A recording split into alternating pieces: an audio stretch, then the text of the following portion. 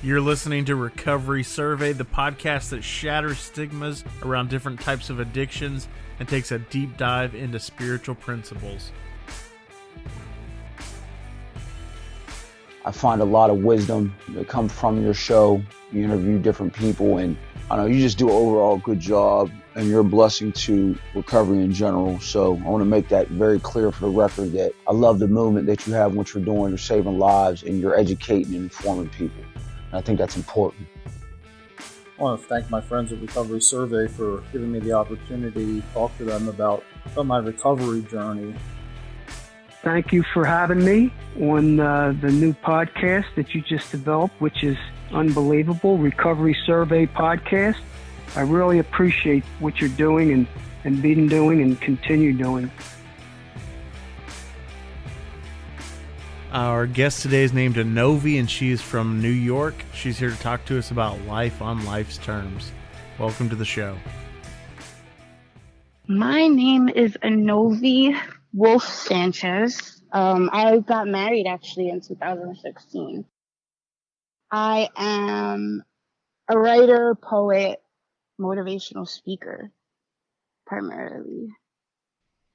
So I've been clean for 5.5 years now.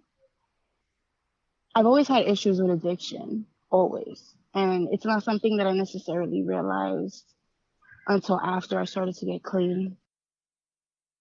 You know, I'm 33 now. I got clean February 23rd, 2015. And, you know, I grew up in the inner city. It was rough. But I was always very I was a codependent type of kid. Like, I always wanted to please everybody. I always wanted everybody to, be happy and make everybody happy. Like, I was always constantly trying to appease to people. And I guess that added to it. But my mom is a very intense person, but really awesome. And one thing that she's always had, this passion for is changing lives through testimony. And that's the way I try to look at it, because a lot of people would say, oh my God, she's so intense. And she talks about herself a lot.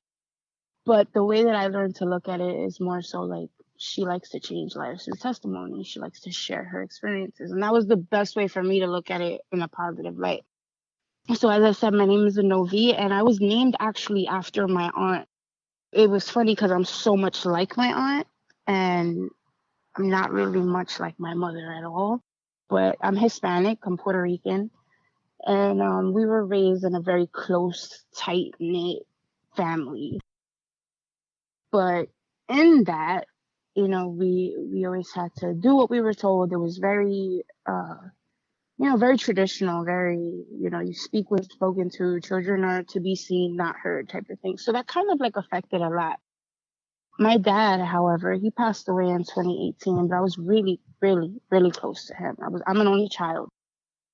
My dad had a very severe alcohol addiction, and he used cocaine a lot. And I didn't know that. He hid that pretty well. But a lot of this I found out after he passed away, and I'm still dealing with that because it's still very fresh and new. But my dad was my biggest fan, my greatest cheerleader. He just loved me. But he had his moments where he was very up and down. And with that, it definitely influenced my addiction. And my addiction was to opiates. And it kind of started with pills. And for myself, I started using in 2010, and I'll never forget it. I started using, I was diagnosed with an autoimmune disease called Sjogren's syndrome, where you get very intense pain in your body. And I never knew why. I used to be really overweight. I lost the weight through gastric, the vertical sleeve. And I lost the weight because I thought that they thought it would help with the pain. All that did was help me transfer my addiction onto something else. Because I wasn't eating anymore. I was always eating. That was how I dealt with my anxiety and sadness and happiness and just everything, especially in a Hispanic household. That was primarily what we did, was eat. You eat together. It's just all we did. So I just transferred it. I remember I had a really bad breakup, and I was, for whatever reason, I was feeling even more pain. I took a pill, and I never turned back. It got, progressively worse and worse and worse, and to a point where I couldn't live without it. I did some of the most horrendous things while using. Horrendous. I've done everything that anyone could ever think of. I sold my body. I stole. I'll never forget that. I remember I stole from my mother. I stole her rent money, and I helped her look for it. Like, how insane. Like, and I stole the money for pills, because pills is expensive. And that's a big reason why a lot of people will go to heroin. It was really bad. Like, I'll never forget that day. She was looking for the $400. She had to pay her rent, and I did it with no empathy. I just did it. Like, I did not care at all. I was so ashamed. I mean, I look back on it like, oh God, have mercy. I can't believe I did that. The lies, it was so much. It was just so much. In 2015, February 23rd, I found myself on the bathroom floor in my house. And I'll never forget, I had pills in one hand and I had the phone in the other hand. And I remember saying to myself, I cannot live like this anymore. Like, this is just way too much. It's literally like Groundhog's Day every day. You wake up to use. It was just the same exact thing every day. The sickness, the can't sleep, the withdrawals, it was horrendous, and I was so depressed. And I had so many people in my life that loved me, but I just couldn't see it at all. And I was on the bathroom floor, pills in one hand, the phone in the other. And I told myself, I'm either going to live today or I'm going to die. And I chose death. I just can't do this. So I stuffed the pills in my mouth. And I swear, I think it was divine intervention, because I don't know if I hit the phone by accident, because I had the number dialed to my addiction doctor. That was when I first started, I hadn't met him yet. But I guess I hit it by accident, and it was on speaker. And I'm putting the pills in my mouth, and all I hear is, "Hi, doctor's office, how can I help you?" And I spit the pills out, and I was hysterically crying, and I said, "I need help." And I remember them asking me, how fast can you get here? And it was the weirdest thing, because usually you have to wait like weeks to get an appointment. And I said, "I'll be right there." And it was like an odd hour. It was like 4 p.m. They're about to close, and it was just weird. It was a Monday. I'm sorry, no, I think it was a Wednesday, actually. So I got there, and that was the beginning of my journey to recovery. And that was the last time I ever took an opiate. The thing nobody tells people about in recovery, though, is it looks nice, it looks beautiful. That first year is amazing and it's blissful, because you're almost living on the high off of not being high. People are telling you how amazing you are and how strong you are, how brave you are, and how courageous you are. But what they don't realize is that after that year is up, you have to maintain this year. You have to maintain the recovery, right? But life happens. Life will take place, and life will hit you, and it'll smack you in the face. And you have to stay sober. And that is the part that people don't really tell you about. Or, you do hear that it gets rough, but there is a high after getting off of being the high, or being in the high. And again, I was a very codependent person, and it's something I'm still working on. But I loved validation. I loved being affirmed. I loved positive attention, being told, "Oh my God, Ennovy, you're so amazing. Oh, you're so inspirational. You're so motivational. You're so this, you're so that." Because I didn't get that as a child, so I was always striving to have people tell me that. And that's what was happening that first year. But when nobody is there, and you're laying in bed and everybody is asleep, or you're outside doing whatever, you're alone. you have to deal with everything that's really going on. Because for myself personally, I was still living behind somewhat of a facade of, okay, now I'm getting clean and I'm so amazing, I'm so this, but I wasn't dealing with why I was using to begin with. And I wasn't dealing with the fact that this has been an issue my entire life. And then on top of that, life was happening. So my aunt died that year. And I was very close to my aunt, and I was very close to her daughter, who's like my sister. But our entire family, the way that I knew it, was completely dismantled. Everything changed. It was like life halted. And I was like, what the hell is happening? And I didn't know how to deal with it. And with her specifically, I had a lot of regrets because I felt like she died before she could see my recovery, like truly see it. And then I couldn't apologize to her for some of the things that I did. And I had to live with that. And I just hated myself for it, so that put me into a bit of a downward spiral. That was really difficult for me, but I dealt with it. I did it. I had to, I just went day by day, but I wasn't really dealing again with my addiction. As time went on, I was told that I could never have children because of the damage that I had done to my body. I was okay with that. My husband has kids from a previous relationship. And I'm very close to his kids. I'm very close to their mom. We all have an amazing blended dynamic. It's great. I had a lot of resentment towards her because at the time, now it's different, but at the time I just felt like you have these kids that are so great, but you're not there, but I am here. But I was also doing the same thing that she was doing and not realizing it. Yeah, I was present, but I wasn't there because I was zooted most of the time. So yeah, I was physically there, but I really wasn't there. So I'm judging someone who I'm kind of doing the same thing that they're doing. So I had to learn to have a lot of compassion for her. But as time went on, I remember early 2016, so almost a year or so after my aunt passed away, I had a weird dream about my aunt, and she kept telling me in the dream, like, oh, did you find the gift? Did you find the gift? Long story short, I ended up, and I'm Hispanic, so, a lot of Hispanics believe in like little signs and stuff with dreams and so on and so forth. But in May, the Wednesday before Mother's Day in 2016, I found out that I was pregnant. And it was hands down the most amazing and scariest thing of my life. Because one thing that I've always done is I tend to never finish, or, now it's different, but I wouldn't finish anything that I started. It scared the shit out of me because I was like, holy shit, this is a whole person.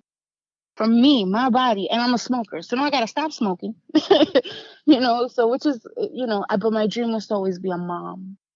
But at the same time, I wasn't sure that I could be a mom. And I kind of like, I don't know, I was okay. I kind of resolved, like, it's all right if I never have kids. I have these 3 amazing kids who I'm helping raise. But this was getting real. And we had 5 miscarriages. And that's when they had told us, like, you're never going to be able to hold a child. It's just never going to happen. Like, never. There was no chance, zero, that's it. And I was okay with that. And my dad would always tell me, like, no. Because I was always doing stuff. I was always volunteering, I always had my hand in a lot of different little pots growing up. And I remember I went to the diner when I had found out I couldn't have kids, and I was with my father. And I had told him, like, Dad, I was told I couldn't have kids. And he said, and my dad said exactly these words. He said, Mamita, no. You will have kids in some way, shape, or form, but I will tell you this, you're going to change the world. And the whole world will be your child. And I never forgot those words, but it scared me. I wasn't sure if I was really ready to be a mom. This is a whole person, a whole human being. Like, holy crap. Like, what the fuck? Like, oh my God. So it scared the shit out of me. But again, it was amazing. And what I started to also realize was the amazingness behind that was the attention that I was getting, right? So I just got clean like a year before. My aunt passed away, but now I'm having a baby. So it's like the stereotypical, oh my God, she's so amazing. Look at her life. Like, she got clean. Now she's having a baby. Like, she's getting everything she wants. So I was like this poster child for recovery. Like, get clean, you'll get everything you want, because all my life is showing is the positive in it. But I'm still not dealing with the issues, you know? So it was tough for me. I had my son in January of 2017. I had an amazing pregnancy.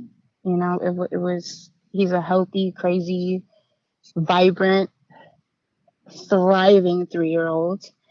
The other hard part of that is I'm in an interracial marriage, you know, and my husband is white and I'm Hispanic, and where we live, a lot of people would look at us like, oh, are you the nanny? You know, so that was kind of funny, but it added to some of my depression. And what ended up happening was that I had very severe postpartum depression. But again, going back to that whole part of Ennovy, that she just can't, I needed to just appear to be so put together all the time. And I was drowning and saying nothing about it. So I felt myself starting to really sink, but liking the attention of, you have it all put together, you got clean, you have a child, you have a home, you look great, you know, just like all of these things, because I felt like I was always doing something that was noteworthy, quote unquote, but I was suffering in silence. And that was really difficult. About 3 months into postpartum, you know, having my son, I started to get really bad cravings. And because I felt like I lost myself. Like it wasn't about me at all anymore. Now it's about this little boy. So, and again, it sounds really selfish, and I want to apologize for that, but this is my truth. I think I was starting to resent him. And again, I may get a lot of really bad feedback about that, but it is what it is. You know, it is what it is. That's how I felt. This is a child that I've always wanted. He is my miracle child. But here I am as his mother going through this severe postpartum depression. I sound like a brat, but I'm losing the attention that I had, right? The positive attention. He's getting it as he should. Again, this is just my truth. And I was dealing with that. So it was just all so new and novel. And it was just like, oh my God, I love this person more than anything in the world. But I'm losing myself in it. And as time went on, when he was like 5 months, that was when I was like, I can't do this anymore. I should not feel this way at all, period. Not just about my son, but period in life. And I started to really kind of buckle down and start to really get help with it. And I started to see a therapist. And, you know, I maintained my recovery doctor as well. You know, I made sure that, you know, I kept going to see him. And his name is Dr. Randall. He's amazing. I mean, he's been just absolutely such a key piece in my recovery, because I started going to him even before that, and then I had stopped. So he would call me out like, if you're not really going to do this, don't do it. Don't bullshit me. Like, see, we're not doing it, you know, because he always kept it very real with me. You know, I would talk to him and he goes, these are very natural feelings. And I'm like, how can it be natural? And then he's a man. So I couldn't expect him to truly understand how I was feeling as a woman. So I started seeing a female therapist, and she validated it. She told me that's actually very natural. It's actually something a lot of women deal with. And it's really good, because sometimes you get into a hole that you can't quite get yourself out of. And that was tough, you know, because I really had to deal with the fact that I liked attention, so to say, right? But I liked positive attention. I just wanted everybody to see the good parts in me. And anything that I did that was good, or oh, she helped this person, or she helped that, you know, I just wanted to constantly be seen as this, like, helping people type of thing. And I feel like it sounds a little narcissistic, but this is my truth. As time went on, I'll never forget, it was June 2017, and we went into, my dad was getting really sick. his stomach was very distended. And I was like, Dad, we gotta go to the hospital. Like, you're making me crazy. I don't know what's going on with you. And I'm in the social work field. So I knew a lot about like healthcare, Medicaid, and, you know, but my dad didn't have insurance because he had just retired. So I was like, we'll figure that out. I need you to go to the doctor. So we ended up going to the doctor. And in July 2017, we found out that he had cirrhosis of the liver. And it was pretty far gone. It was pretty bad. And I remember my dad, I held his hand. I actually wrote a poem about this after he died, but I held his hand and I just said, okay, well, what do we have to do? And they said, well, you can be a live donor, but because you lost so much weight, you're too small. His body won't be able to really hold it. So we'll put him on the liver transplant list, and we'll see what happens. He was never able to be put on the list because he was just way too sick. And his anniversary just passed, but May 9th, 2018, my father passed away. And again, life took place. Life happened. Life hit me like a fucking ton of bricks. And I'll never forget, I went into a meeting because I was with my dad that time. And I remember the doctor telling me, I need you to go because I had to take him off of life support. And he was holding on while I was in there. He was not trying to, at all. Nope. And I remember the nurse was like, I need you to leave because he's not, like, he knows you're here. You know, and he's really suffering. And my sponsor was there with me. And she's like, all right, Ennovy, come on, I'll take you to a meeting. And I was like, I can't, because the moment that I get to that meeting, my father's going to die. So my mother, who had been separated from my father for 25 years, you know, she's been with my stepfather, James, forever. And he's like my dad, with a very good relationship with my stepdad. My mother said, it's okay, he's not going to die alone. I will be here. And my parents were still legally married, but they were legally separated. So, and then my husband also said, he's like, I'll be here as well. So if your mom can't, I will. And then I remember the nurse looked at me and she said, and I'll be here too. So if they can't, I will. And it was just it was kind of cute. It was like a book or a movie type of scene, but it was very real. Like, now I'm going to have to deal with this turmoil, and I got to keep my addiction under control. I got to stay really present in recovery. So especially in light of what happened with my father's literally dying from alcohol abuse and drug abuse. Literally, that's what took his life. So I go with my sponsor to the meeting. I sit down. It was literally right around the corner. I sit down. I look up towards the door, and everybody's introducing themselves. And when I look up towards the door, I see my cousin standing at the door. I got up, literally sat down, looked at her, got up. And they were asking, like, oh, do you want to speak? And I said, no, I have to go. And the person who was presenting the meeting, he said, is everything okay? And I said, yes. And I remember I looked at everybody. I turned around. I looked at everybody and I said, hi, my name is Ennovy, and I'm a recovering addict. And my father just died. And they were like, oh my God, when did he die? And I was like, right now. Right now. And I walked out with my cousin.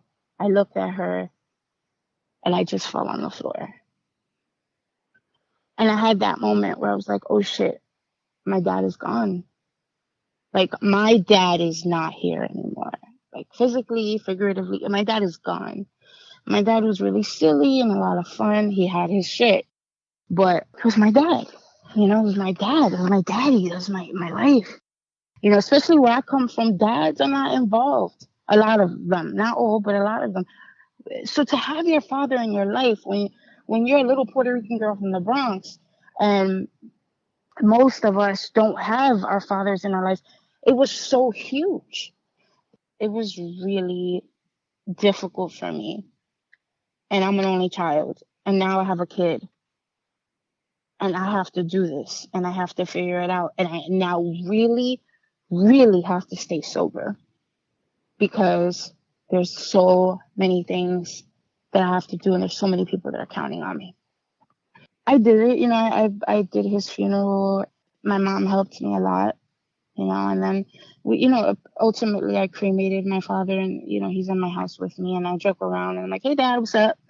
But I think that my whole life I was trying to kind of please him. And in my own head, I had to do more than necessary, because my dad was always proud of me. And my dad always, he had his shit, but that was his shit. And I tried to own it. I was always trying to own his shit, and I was constantly trying to make him happy, and I realized that I was trying to make him happy. And I did that through so many different things, from addiction to even relationships. I was constantly in abusive relationships, with the exception of my husband. He was the only normal relationship I had, and he actually is the complete opposite of my father. Everybody else was so much like my dad, so that was really difficult. So I still have to deal with that. I still have to deal with the after effects of my father's death. But in that, what I'm getting at is, after you go into recovery, that year passes, and it's kind of like a death. I don't know if you've ever experienced any death. I'm sure most people have, but when you experience the death of someone so close to you, those first few months are actually the best. They're the best parts, and not in a good way. I mean it more like people are there for you. People are gonna help you. They're gonna take care of you. They're gonna reach out to you.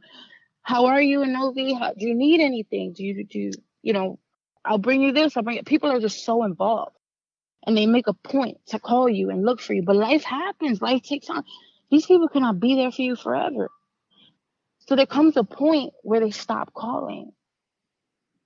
And the calls come far and few between the check-ins, or I just dropped by to make sure you were okay. That's far and few in between. And you're left to deal with life on your own. And that's the way, in my opinion, recovery is. Recovery to me is you have to start to get it on your own. Addiction is like having a really shitty, abusive relationship.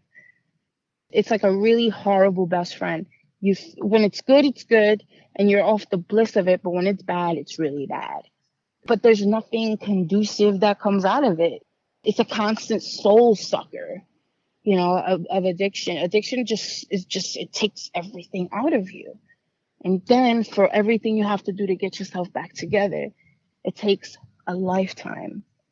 I always tell people that addiction, I work for an organization out of the courts, and we do court advocacy. I work with youth, and I have a kid he's 21 now, but we've developed a very good relationship, and he was using heroin, and I helped get him into rehab. This kid has totally changed his life. And, when he has his moments, he'll call me, and I tell him, I'm like, look, sobriety is like taking a shower. I need you to do that every day. The shower you took yesterday ain't going to work for today. You have to take a shower today, because the shower yesterday is not going to make you, you have to do this every day. Sometimes you have to resolve yourself to take a shower 1 or 2 or 3 times a day, because it depends how sweaty and muggy it is outside or what you're going through. Same thing with your recovery. Sometimes you may just need to take 1 shower a day. Sometimes you may need to do it 5 times a day, depending on the weather or what you're going through. Addiction and sobriety, in my opinion, has to be dealt with like that. You have to make sure that you work on it every day, because what I did yesterday is not going to work for today. My shower yesterday is not going to help me smell good today. So I have to make sure that today I work on my recovery. If I need to work on it twice, I got to do that. Just like if I have to take 2 showers, I got to do that. If I got to work on it 3 times, I got to do that. You take each day as it comes, but you got to do it every day. There's no slacking off when it comes to your recovery and sobriety. You have to make sure that you work on it every day. Sometimes you got to take it day by day. Sometimes it's hour by hour. Sometimes it's minute by minute. And sometimes it's second by second. It depends on what you're going through. But it's so important to take each day as it comes. And you make sure that you work on it, because whatever you did yesterday is null and void for today. It's just not going to work at all. can't expect whatever you did yesterday to carry on over. It doesn't roll over. It's not like a rollover minute type of thing, you know? And recovery is such an intense process, and it's so hard, but it has so many rewards at the same time. You know, it's truly a blessing. It's truly a blessing. But at the same time, it has its moments. I lost a lot of friends, people who just, you know, even after I got clean, they just couldn't be a part of my life anymore. And I get it. I think that's really courageous and brave of them, because I understand the idea. What I was told, I had a very good friend who was just like, I'm sorry, I just can't let you in my life like that again. And I understood. She felt like what you did, because, you know, I stole a lot, I did a lot of really shitty things. And although I know that was because of my drug addiction, to her, it hurt her. And at the end of the day, you have to protect yourself. So I get it. You know, I completely get it. And I'm not mad at her at all. I actually respect her for being able to put herself first, which is something that I struggled with my entire life. It was very eye-opening and very helpful for me, because it helped me realize, okay, sometimes we have friends for a reason. What is it, a reason, a season, or a lifetime? And we served each other's purpose. And hopefully one day maybe, you know, the universe will bring us back together again. But if it doesn't, it doesn't. I learned a lot from her. And I could only hope that she's learned a lot from me. In sobriety, shit happens, life happens, and it will hit you so hard, and it'll fuck you up. But the main thing is to make sure that you put your sobriety first, so nobody ever could come second ever in your life again. It's so important. And I always look at it as taking a shower, you know? Gotta do one today, because today won't work for tomorrow, you know? And I'll do it tomorrow. And that's how I look at my recovery. It's been a whirlwind. But nonetheless, I'm so grateful to be here, and I'm healthy. And, you know, they say don't leave 5 minutes before the miracle. And I've had so many blessings in my life. I can't even. I'm just like, I don't know what the hell I did in a past life, but I must have been pretty damn decent, because the mercy and the grace that the universe has over me is not overseen. Like, I'm really blessed and really lucky. And ultimately, what I want to do is show people that recovery is possible. Because I remember when I was using, I never thought I would ever be clean ever. I made it up in my head. I'm good. If I'm never clean, I'm okay with that. Because I didn't want to be clean. I loved the drug. That was my best friend. But life outside of addiction is even more amazing. And I'm really grateful for that. And I'm so grateful to be alive. I've overdosed 4 times. I should not be talking to you right now. I should be dead.